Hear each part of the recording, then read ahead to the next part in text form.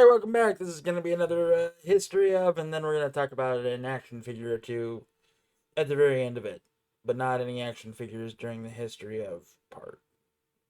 I don't know. I guess I do write this, but look, just be happy this is happening, okay? We're talking about Robin today. Why Robin? Why not? I've got a Mezco Robin that I'm going to take a look at the end of this. Like I said before, I might, I'll probably take out the Carrie Kelly and the custom, but there will be action figures that you see on the screen by the time that this is over. But let's jump into the brass facts of it. So Robin is Batman's sidekick. That's yeah, you know. There's been a couple of Robins. Less than 10, more than 5. But we're gonna get into the key Robins here, the most known Robins, as it were. So that's about it. Robin originally was created by Bob Kane, Bill Finger, and Jerry Robinson. First appeared in Detective Comics number 38. So there you go. He later became Nightwing, which is a fan favorite by everyone, I have to say.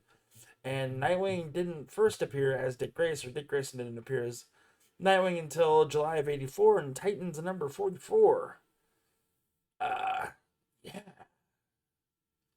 So there's that. Also, second Robin, Dick Grayson grew up, led the Teen Titans, but during this time, Batman recruited another Robin. This time it was Jason Todd. This was before the Crisis incident, so that's why his costume is different here. That's why he has blonde hair.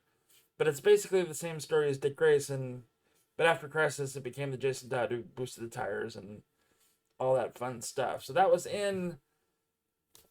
So this is weird. So Jason Todd first came about in 357, Batman 357, which was in 1983. He made his first big time appearance in April in Detective Comics 525, and then as Batman in and then as Robin in 366 of December of '83 that same year. And ironically enough, in that story, he helped beat up the Joker, which would be his undoing eventually.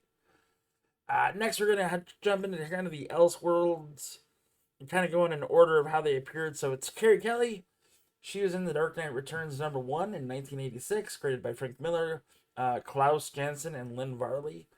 And she didn't appear as Robin until number 2 of that series, where she bought a costume and tried playing hero, and it went really poorly up until the mutant fight at the dump.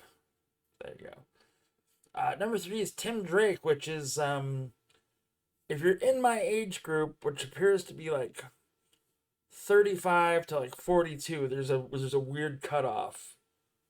Tim Drake is either your first choice or your second choice when it comes to favorite Robin. I've got a poll, sort of. There won't be any fancy graphics. There might be some half-ass graphics, but of who's everyone's favorite Robin is. I asked a whole bunch of my friends and got answers, and yada shmada. But anyway, Tim Drake first appeared in Batman 486, which was a year 3 comic, which was kind of a different take on a retelling of the origin with Dick Grayson and yada shmada. So Marv Wolfman was the creator, Pat Broderick, and yeah, those guys helped bring Tim to life, as it were. The fourth Robin, and the weirdest and shortest time as Robin, was Stephanie Brown, aka the Spoiler. She first showed up in 647, in Detective Comics 647, and that was written by Chuck Dixon and Tom Lyle. She is the daughter of Arthur Brown, the Clue Master, or as I like to call it, the Kmart version of Riddler. So there's that, yeah. And finally, the last Robin is Damian Wayne, and Damian Wayne showed up in the Son of Batman, the Son of Batman series, and yeah, I hated him from the start. He's people's cups of tea, and that's fine, but not not for me, unfortunately. And he showed up in Batman number 655. His costume went through many iterations. Battle for the Cowl, he wasn't even dressed as Robin. Tim Drake was still Robin until that whole nonsense happened. And special shout out to Duke Thomas, though, who never really became a Robin, but led the army of Robins because Robin was an idea, not a person. And he later became the Signal. So there's that. Damian Wayne is the current Robin, as far as I know, with comic books. Tim Drake is still masquerading as Red Robin, but I think up until recently he finally took back the mantle of Robin. I don't know what they're doing with Damian, and I really don't care. And I guess that's rude of me to say, but I don't really care for Damian that much. That's personal bias.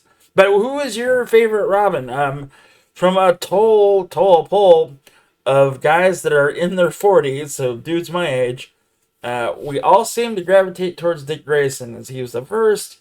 Sentimental values there from watching Burt Ward and Adam West back in the 60s. Just it's the first comic you picked up with Batman and Robin, and it was probably Dick Grayson in it. So, yeah, dudes our age, Dick Grayson appears to be it. Tim Drake is a close second. Damian is third. Jason Todd is fourth. And Stephanie Brown and Carrie Kelly didn't come up.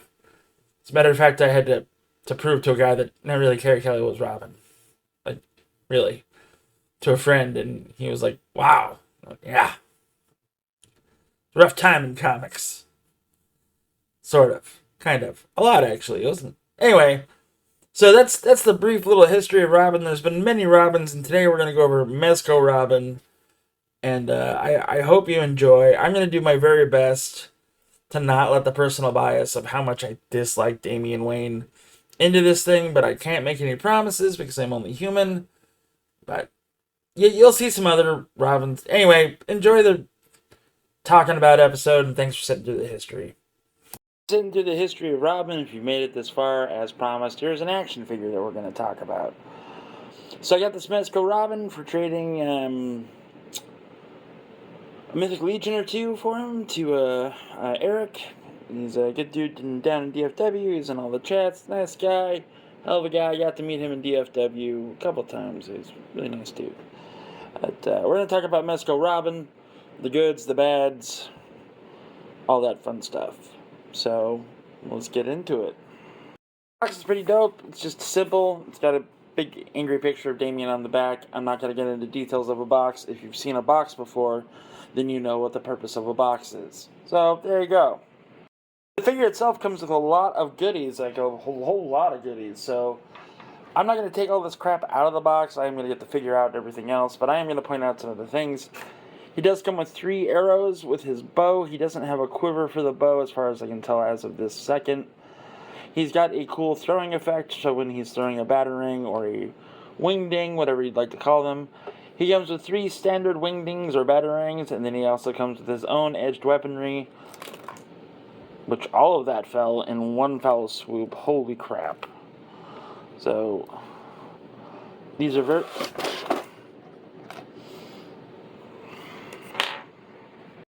So, as per typical with most premium figures, he's going to come with a bunch of stuff. He's got 3 arrows here for his bow that does work. He's got a throwing effect for his batarang. He comes with 6 different batarangs, all varying in different sizes. Over here he comes with 2 head sculpts, the gas mask, hands, and let me get him out and let me get him some of the stuff in his hands. So here we go. We've got Damian throwing the batarang at you, as it were. It's a simple hand peg situation, like most hand pegs are.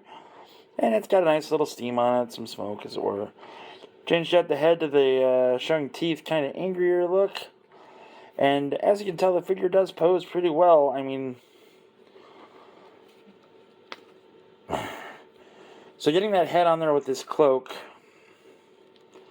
because the hood does stick up and it is kind of a pleather material, isn't the easiest thing in the world. So...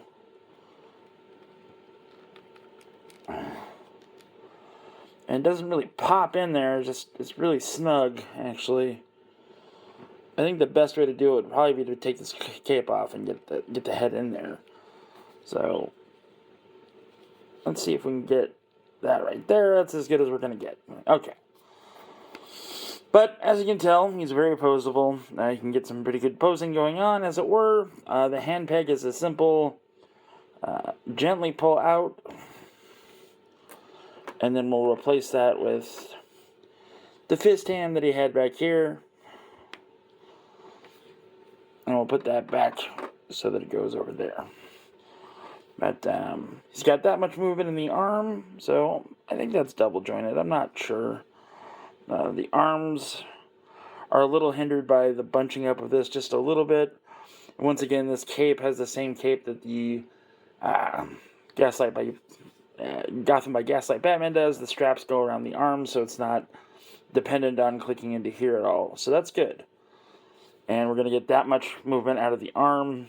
So pretty good blocking and other stuff. Torso crunch. We're doing about that much with him. Which, it's fine. The leg's got a full range of motion here. There isn't a thigh twist right there, so that's pretty normal, but you do make up for it with a boot swivel. That boot does turn quite around. Got a good pivot on these shoes, on the feet themselves. They don't go left or right at all that much, but I don't think Mezco figures ever have in the history of Mezco figures.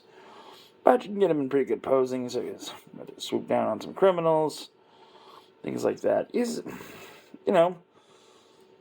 a good Robin. He's a good figure. Just when I get to the size comparison, you'll see my bugaboo. So we'll go from there. All right, so next up, let's go over all of the accessories.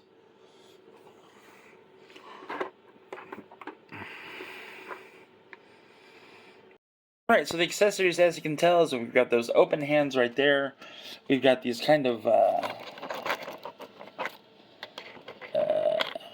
don't know what to call these hands. But slightly open so it can hold on to something. I'm pretty sure that's for one of the many accessories he does come with. This figure is very accessory heavy. So, go to the next one. Sort of a different thumb down so you can hold the bow, I'm assuming, or the sword. And the next hand is another fist hand. Again, the articulation is different. Nothing crazy. And the last hand that we have is that one right there. And that is, I'm pretty sure, designed to hold one of the bigger batarangs. And we'll go from there. Up next is not a hand, but a gas mask. And that will just clip on the figure's face and hold tight there with friction, I do believe. I get you a shot of that next. We've got Robin with his gas mask on. It did just clip on right in there, and it's being held with friction. So that's pretty cool. Getting a better overall shot of the figure itself. Look, I'm not very good at posing, so this is just what we've got right now for a standard action pose. That cape is wired, and it's very stiff as well, so you can get into a lot of dynamic shots. I'm not going to demonstrate those because I can't really do them on camera and everything else. There'll be pictures at the end. So, there you go. But there you go. Robin with gas mask. Looks pretty good. We've got Robin with his batarang in there. I chose the smaller of the batarangs, and if my camera would focus, you'd be able to see them better, but as it is, that's just what it is right now. So that's the batarang in hand, and then you'd use that effect to show if he was throwing it. The only problem is the throwing effect is only for his left hand. So I guess Damian's a lefty. Up next, we've got the red birdarang, as it were, right there in the same hand that's gripping the other hand was as well. That looks pretty good. I mean, you can't really fuck this up too much, and for the most part, it works out pretty good. If you know anything about Damian at all, Damian's not afraid to get into it.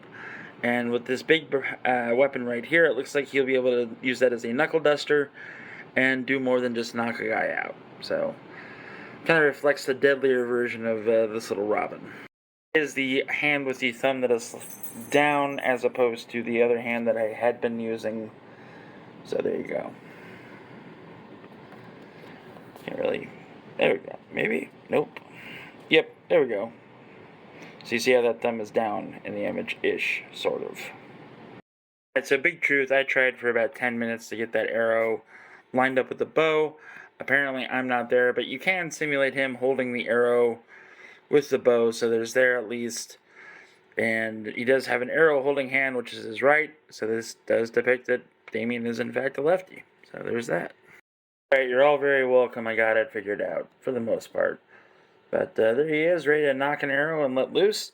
This bow is very reminiscent of the arrow that came with the Red Arrow by a minute ago. So there you go. Robin ready to let loose an arrow. Up a little bit more, you find out that there is more stuff. You get the custom Mezco stand that comes with all Mezco figures. You get that nice Robin signal there. You get the Mezco plastic bag. You also get a staff and katana blade that is pretty known to Damian. It also comes with a wrist grappling hook as well as a grappling hook effect. So let's get some of this stuff out and we'll go from there. Alright, so here we have Damian with the wrist grappling hook attached. And there's a little plug-in. You plug the red spot into the open port. And there you go. We've got Robin, who's ready to save the day. It is a nice grappling hook. Say hi, Dobby. So pretty cool all around. And there we've got Damian with his S word. Feet a little bit better too on that pose, but looks like he's ready for action. The sword is highly detailed. It is 3 colors. You've got the silver of the blade, you've got the gold of the hilt, and the red and gold of the handle there. So pretty cool. Fits in his hand just fine. For the hand, I was using the thumb down hand. So there you go. And we've also got the smiley Damian face on because, you know, why not? And last up, we've got his bow staff. So last thing that we're talking about is his stand. And it's a pretty standard stand. You can hook an arm up to it and all that crap, but I'm not going to show that because if you have a Mezco figure, then you know what the Mezco hand is all about. And it comes with a great stand, dynamic posing, yada shmada. So there he is. So that was Damian. Now, let's get into this, the last word, as it were.